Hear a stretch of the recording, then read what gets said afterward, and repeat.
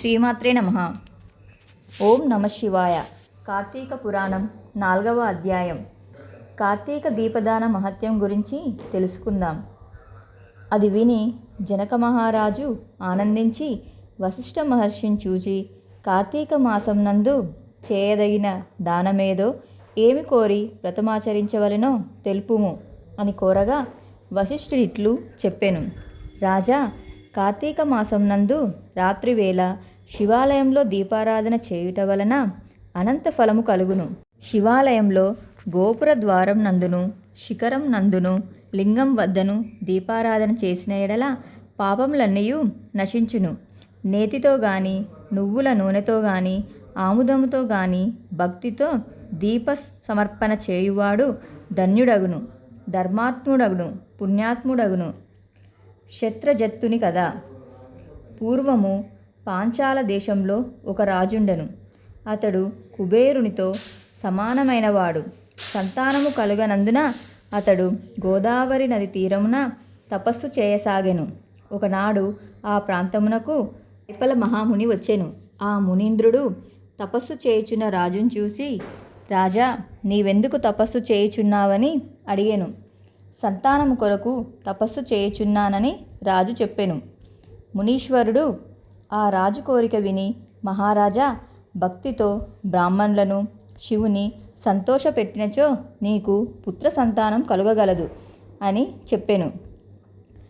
అట్లు పైపల మహాముని చెప్పిన మాటలు విని రాజు బ్రహ్మానందించి మునీంద్రునకు నమస్కారం చేసి ఇంటికి పోయి స్నానమాచరించి భక్తిగా శివునకు ప్రీతి కలుగునట్లు దీపదానం చేసెను. పిమ్మట స్వల్పకాలములోనే రాజు భార్య గర్భవతి అయి సూర్యుని వలె ప్రకాశించుచున్న పుత్రుని కనెను. తనకు పుత్ర సంతానం కలిగినందుకు రాజు మిక్కిలి ఆనందించి, కార్తీక మాస మహత్యము సత్యమైనదని, అది ధర్మార్థ కామ మోక్షములను పురుషార్థమునిచ్చునని, ఆ మాసమునందు భూతముకు సుఖము కలుగునని చెప్పెను. పిమ్మట ఆ రాజు తన పుత్రునకు శత్రుజిత్ అని పేరు పెట్టెను. బ్రాహ్మణులకు భూదానము, గోదానము చేసి తృప్తి కలిగించెను. శత్రుజిత్ పెరిగి పెద్దవాడయ్యెను. యవ్వనవంతుడై మహావీరుడయ్యెను. దానితో పాటు వేషలోలుడయ్యెను. ఇది తగదని చెప్పిన పెద్దలను, బ్రాహ్మణులను ధిక్కరించి జాతిని విడిచి ఎల్లవేళలా కత్తిని చేపట్టి అడ్డు వచ్చిన వారిని హింసించుచు మహాదుర్మార్గుడయ్యెను. అట్లు జరుగుచుండగా అతడొక అందమైన బ్రాహ్మణ యువతిని చూసి మోహించెను. ఆ బ్రాహ్మణ కాంత సహితము రాజకుమారిని మోహించెను. అది అర్ధరాత్రి సమయమున భర్తను విడిచి రాజకుమారుని వద్దకు పోయి రతిక్రీడలు జరిపి తెల్లవారుజామున ఇంటికి వచ్చుచుండెను. కొంతకాలము ఇలా జరిగెను. బ్రాహ్మణుడు తన భార్య రాజపుత్రుని వద్దకు పోవుచున్న సంగతి తెలుసుకొనెను. అతడు దుష్ప్రవర్తన వల్ల తన భార్యను, రాజకుమారుని చంపదలిచి కత్తిపట్టి వారిని చంపుటకు ఎప్పుడు వీలు చిక్కునా అని నిరీక్షించుచుండెను. ఇంతలో కార్తీక పూర్ణమి సోమవారం వచ్చెను. ఆనాడు రాత్రి రాజకుమారుడును బ్రాహ్మణుని భార్య ఎచటను వీలుకాక శిథిలమైన ఒక శివాలయంలో కలుసుకొనిరి. వారు కలుసుకున్న ప్రాంతము చీకటితో నిండియుండుట వలన వారు రతిక్రీడలు సల్పుటకు వీలు కాకుండెను. అప్పుడు ఆ బ్రాహ్మణ స్త్రీ తన చీర అంచు చింపి వత్తి చేసెను. రాజకుమారుడెట్లో ఆముదం సంపాదించి తెచ్చెను. బ్రాహ్మణి ఆ ఆముదంతో వత్తి నుంచి దీపం వెలిగించి అరుగుపై పెట్టెను.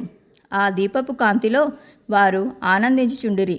ఆ సమయమున ఆ బ్రాహ్మణుడు మారువేషం ధరించి కత్తి చేపట్టి శివాలయంలో ప్రవేశించెను.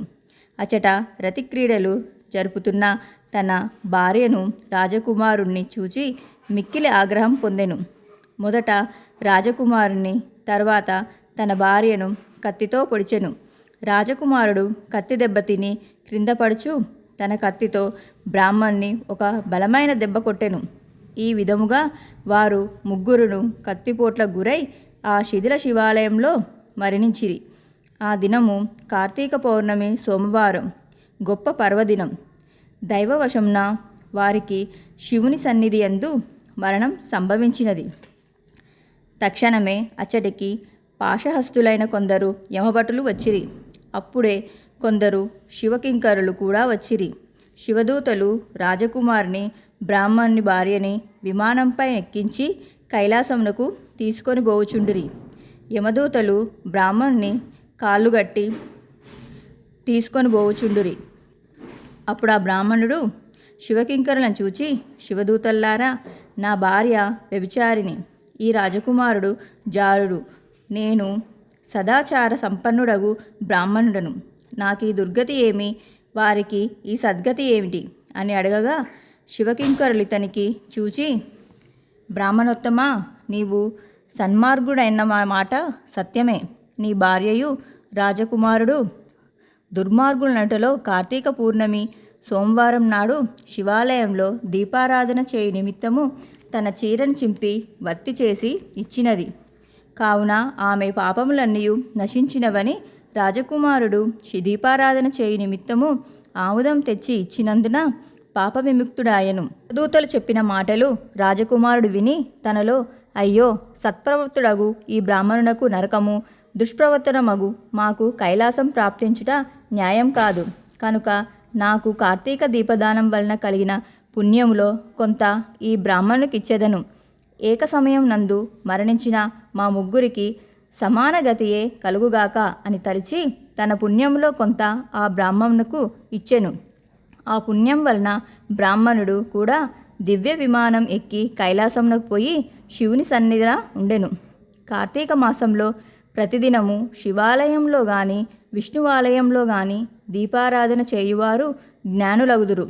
కనుక నీవు కూడా కార్తీక మాసం నందు దీపదానం చేయుము అని చెప్పెను. శ్రీమాత్రే నమః.